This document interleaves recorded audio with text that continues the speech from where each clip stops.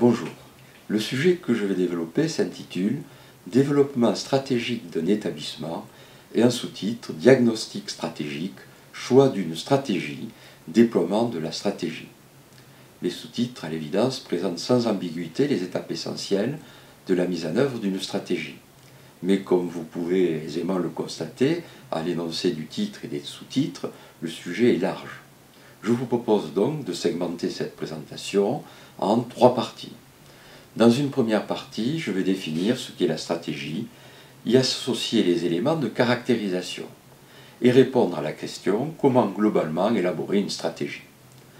Dans la seconde partie, j'approfondirai la question du diagnostic stratégique, les secteurs d'analyse en présentant les outils qui sont les plus couramment utilisés. Enfin, la troisième partie sera consacrée au choix des axes stratégiques et au déploiement de la stratégie. Je voudrais ajouter que tous les tableaux présentés dans la vidéo sont complétés concrètement à partir des exemples, certes partiels, mais réels d'une école d'ingénieurs. Je vous propose donc, sans plus entendre, de passer à la première partie, dans laquelle je vais m'attacher à montrer les spécificités dominantes de cette notion, ce qui permettra ainsi de bien l'identifier. Mais ne nous y trompons pas, la stratégie n'est pas simplement la détermination d'objectifs, notamment économiques, ni la volonté d'aller plus vite dans ce que l'on fait. Il s'agit bien d'une construction intellectuelle à partir d'une vue d'ensemble, organisée, de l'établissement. Dans l'enseignement supérieur, la préparation du contrat quinquennal ou toute autre occasion, comme celle par exemple d'une évaluation, invite à formaliser le plan de développement de l'établissement, autrement dit la stratégie. Un inventaire des forces et faiblesses de l'ensemble est alors nécessaire pour aider à y voir clair. Quelle définition peut-on donner à la stratégie ? Stratos, en grec, signifie armée. Eigen signifie conduire. D'après son étymologie grecque, vous en déduisez à ces éléments que ce mot signifie l'art de conduire l'armée. Autrement dit, c'est à partir de l'art militaire qui consiste à préparer, à diriger et organiser l'ensemble des opérations militaires. Les choses ont évolué, on parle aujourd'hui volontiers de stratégie financière, de stratégie politique, de stratégie de recherche. Autrement dit, le mot recouvre les champs de l'activité humaine qu'il s'agit de coordonner, où il existe un besoin d'anticiper, de décider, en combinant des données complexes pour atteindre un objectif. De multiples définitions existent. Par exemple, on peut citer celle datant de 1980 de Michael Porter, professeur de stratégie d'entreprise à Harvard, définition orientée marketing qui dit que la stratégie consiste à définir les orientations générales permettant à l'entreprise de détenir un avantage concurrentiel durable. Plus généralement, en ce qui concerne la stratégie d'un établissement, je préfère la définition suivante. La stratégie recouvre l'ensemble des choix d'objectifs et de ressources financières, humaines et en compétences qui orientent à moyen et long terme les activités de l'établissement. Plus simplement, on peut retenir que la stratégie consiste à choisir des directions qui engagent l'établissement et ses ressources dans un but précis. La construction de la stratégie obéit, on peut s'en douter, à une véritable programmation. Le développement stratégique comprend 3 phases. Une phase amont qui consiste à analyser la situation, à poser un diagnostic. Une phase intermédiaire correspondant au choix des axes stratégiques, après avoir vérifié leur soutenabilité, et une phase aval de déploiement. Le diagnostic stratégique consiste à repérer les événements et les contraintes qui influencent le fonctionnement de l'établissement, à évaluer ses forces et ses faiblesses, à identifier clairement les relations avec les parties prenantes, bref, à établir le constat le plus large possible de la situation dans laquelle se trouve l'établissement par rapport à son environnement. Mais il convient également de regarder de quels moyens dispose l'établissement pour engager sa politique stratégique. Vous connaissez le mot d'Albert Einstein qui disait « Si j'avais 1 heure pour sauver le monde, je passerais 59 minutes à définir le problème et 1 minute à trouver des solutions. » Après le repérage, il convient de choisir les axes d'évolution et d'identifier les leviers qui vont faciliter la mise en œuvre. C'est une phase exploratoire, rien n'est encore fixé, quand bien même les grands axes sont établis et les exclusives déterminées. Par exemple, refus d'externalisation des activités, ou au contraire, choix d'externaliser les activités. La phase de consolidation consiste à vérifier la pertinence des choix, leur acceptabilité sociale et leur soutenabilité dans toutes les composantes financières, juridiques et en compétences. C'est une phase capitale pour éviter les aventures sans lendemain, c'est-à-dire des choix irréalistes qu'il conviendra d'abandonner dans la réalité des faits, ou des choix qui resteront des incantations sans possibilité d'opérationnalisation.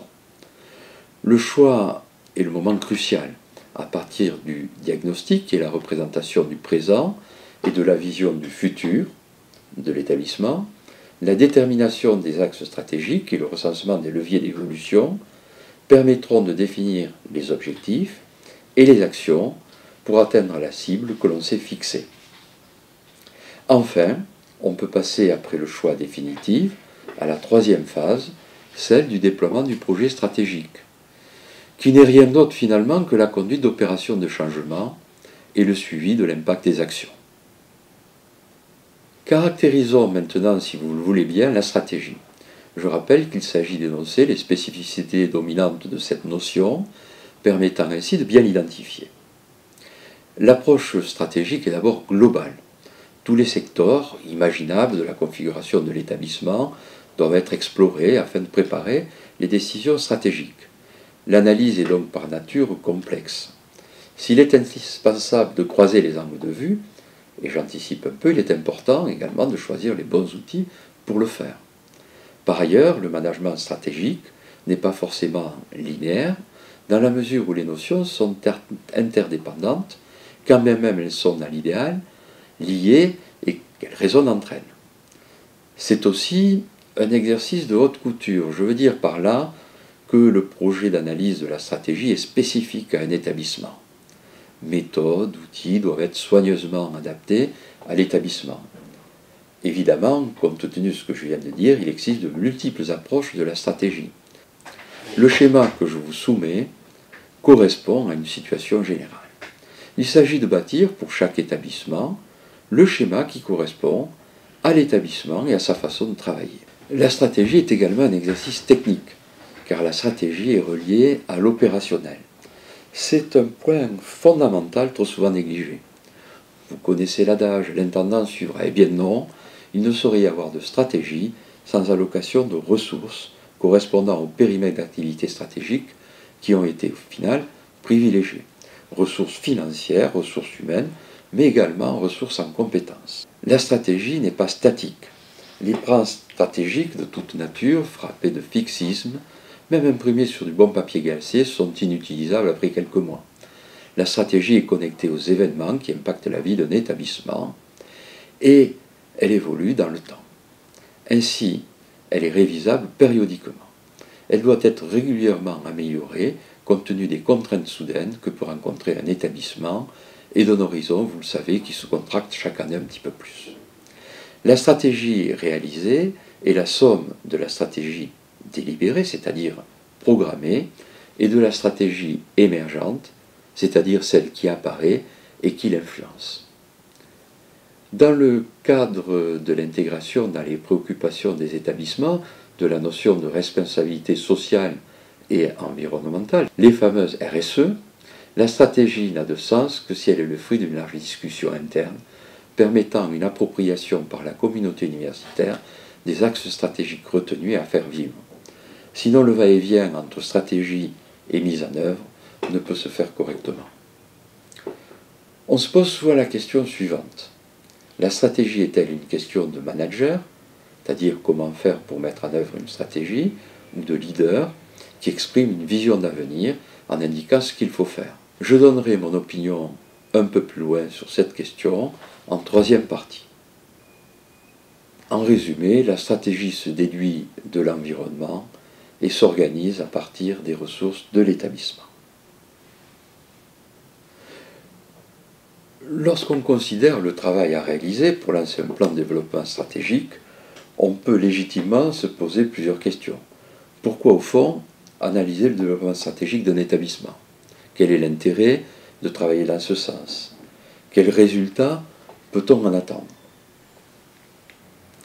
L'intérêt de l'analyse du développement stratégique d'un établissement est d'abord d'apporter une réponse aux besoins de mise en cohérence des actions menées par l'établissement, avec les objectifs bien entendu qu'il se donne.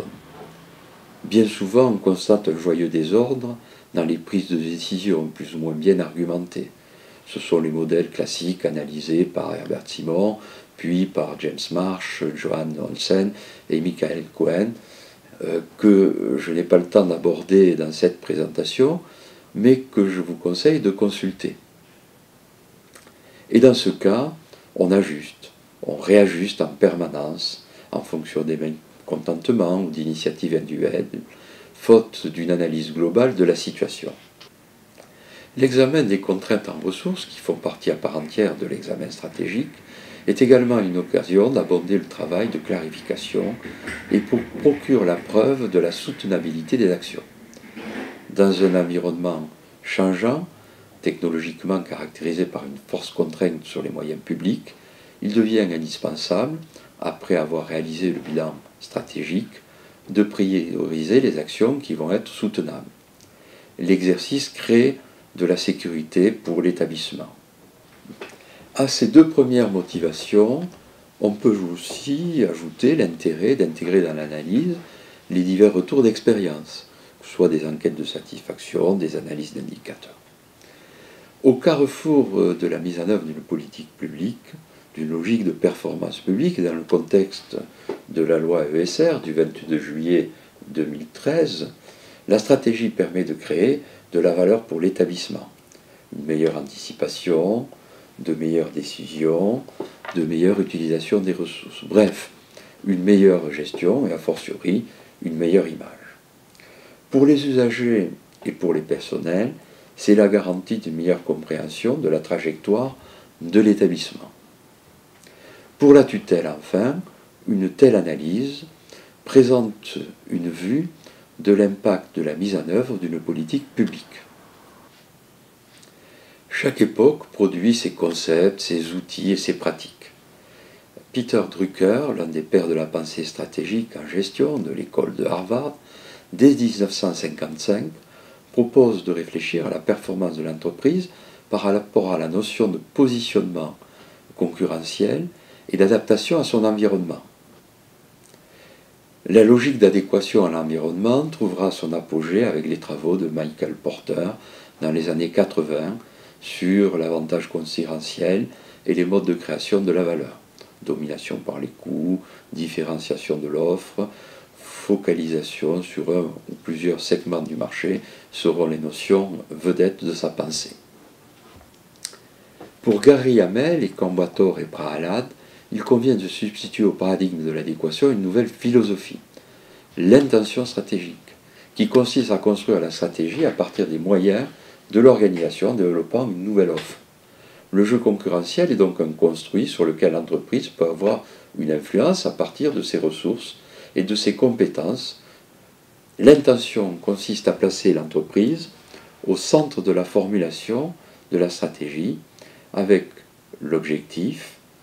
pour objectif la transformation des règles du jeu. Le concept de transformation, qui émerge depuis peu, définit la stratégie comme la capacité à poursuivre des objectifs changeants, l'aptitude à se repositionner très vite dans le temps, seul étant permanent le changement.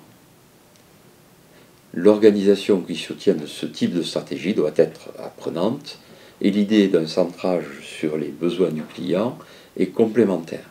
À mes yeux, il n'est pas aberrant que ces approches puissent se conjuguer, voire alterner, dans la mesure où il y a une continuité historique dans le mode de pensée des chercheurs. La pensée stratégique suppose un questionnement constant sur l'ensemble du dispositif stratégique qui doit être ajusté en permanence en se nourrissant d'un examen de l'environnement et des besoins de l'usager avec les conséquences organisationnelles que l'on peut imaginer. Une organisation doit pouvoir moduler sa posture stratégique selon les enjeux de situation.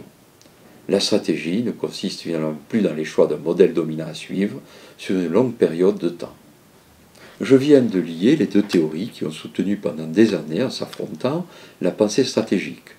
Déduire la stratégie de l'environnement concurrentiel dans lequel l'organisation évolue, ou construire la stratégie à partir des moyens de l'organisation en développant une nouvelle offre. Nous verrons dans la deuxième partie comment réaliser le diagnostic le plus exhaustif possible de l'établissement, comment diviser l'établissement en secteurs pour faciliter l'analyse, et puis quels sont les outils adéquats pour aider à poser cette étude.